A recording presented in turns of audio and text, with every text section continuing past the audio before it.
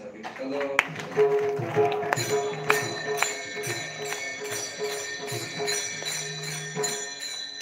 मला पोरं म्हणतात पाडून आरसीसी करा, मी म्हणतो जुन्या दगडाच्या भिंतीला हात लावायचा नाही. दूध पल्ल्याला विचारा, 4.5 हाताची जी भिंत आहे ती पाडायची नाही.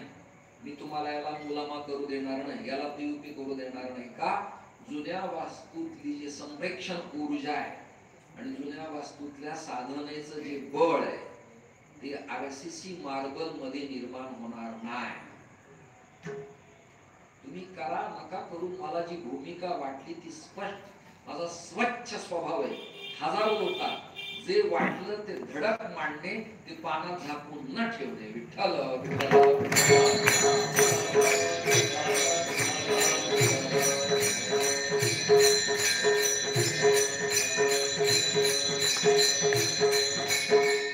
आपल्या राजुरीच्या गणपती मंदिरात ब्रह्मेंद्र स्वामींनी तपश्चर्या केली आणि त्यांनी महेंद्र पर्वतावरती साधना केली. कोकणात चिपळूणला, रत्नागिरीला आजही राजुरीचा शिलालेख ताम्रपटावर तिथं पाहायला मिळतो. बार्शी तालुक्यातल्या सोलापूर जिल्ह्यातल्या धामणगावच्या माणकोजी महाराजांच्या चरित्रात राजुरीचा उल्लेख आहे.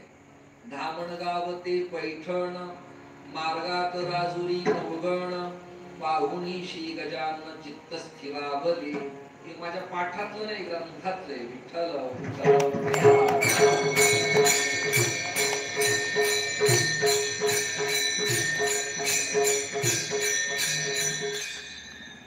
तर तिथे कीर्तनाला किती लोक जमले, मला प्रमाणपत्र द्यायला लोक किती जमले, माझ्या गुरुपौर्णिमेला किती लोक आले, ही गोष्ट माझ्या दृष्टीनं शून्य आहे. त्या जागेचं स्थानबल महात्म्य आहे. म्हणून तिथे अवघे 25 कीर्तनाला आले काय आणि अवघं 10 एकरचं प्रांगण भरलं काय. अवघा शब्द फार फसवाय, कृपया त्याच्या नादी लागू नका. गौडपाद कारिकेत गौडपादाचार्यांनी संसार घातक त्रासदायक ठरवला. महर्षी वेदव्यासाने भीती दाखवली. आद्य शंकराचार्य म्हणाले श्लोकार्धेन प्रवक्ष्यामि यदुक्तं ग्रंथ पृथ्वी ब्रह्म सत्यं जगन् मिथ्या जीव ब्रह्मैव अपरः. अर्थ एवढाच आहे, कोटी ग्रंथांनी प्रतिपादन केलं ते माझ्या एका श्लोकाने सांगतो. ब्रह्म सत्य जग मिथ्या आहे आणि त्या मिथ्या जगातल्या संसारात नरहरी महाराज अडकू नका असं शंकराचार्याचं मत आहे.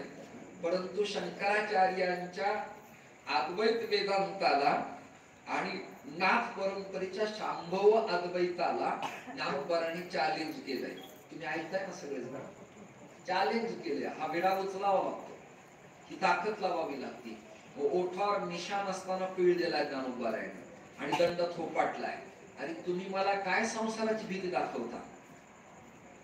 शंकराचार्य म्हणाले संसार अवघड आहे, नाथ परंपरेतले यती म्हणाले संसार अवघड आहे, गौडपाद कारिका सांगती संसार अवघड आहे, ब्रह्मसूत्र सांगता संसार अवघड आहे. आणि तुम्ही अवघड अवघड ज्याला करून ठेवलंय ते फार सोपं आहे. कोण म्हणाले? ज्ञानोबा म्हणाले, अरे तो तुम्हाला एवढा व्यापक वाटणारा संसार माझ्या दृष्टीने क्षुल्लक आहे, अवघा आहे. नाही कळलं तुम्हाला? नाही कळलं? अवघा 3.5 फूट आहे, त्याला काही घाबरायचं कारण नाही. म्हणून मी जो झाला नाही त्याला भीत नाही. आगाजे झालेची नाही तयाची वार्ता पुससी काही.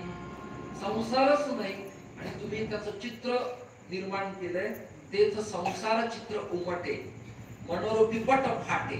तुम्ही तुमच्याच चिंतनीय भूमी केली. नसरीला संसार उभा केला, उभा केलेल्या संसाराला पीयूपी केली, त्याला एसी केली, त्याला बेडरूम केला, त्याला किचन केलं, त्याला ग्रंथालय केलं, त्याला वस्तू संग्रहालय केलं आणि तुम्ही भीती दाखवता. ज्ञानोबा म्हणाले तुम्ही त्या संसाराला भ्याल, मी काही भिणार नाही. का? माझ्या आई वडिलांची कृपा आहेच, माझी श्रीमूर्ती निवृत्तीनाथ दादांची नाथ परंपरेची माझ्यावर असीम कृपा आहे. त्यामुळे मी मराठवाड्यातल्या आपे गावातला विठ्ठलपंतांचा पुत्र श्री ज्ञानेश्वर महाराज असं लिहितो की मी त्या संसाराला भिणार अजिबात नाही. हा कसा आहे? सशृंगवत आहे. म्हणजे वेदांत प्रतिपादन करतो. उन्हाळ्याच्या दिवसात एखाद्या माळ रानाच्या शेतावरून पळणारे ससे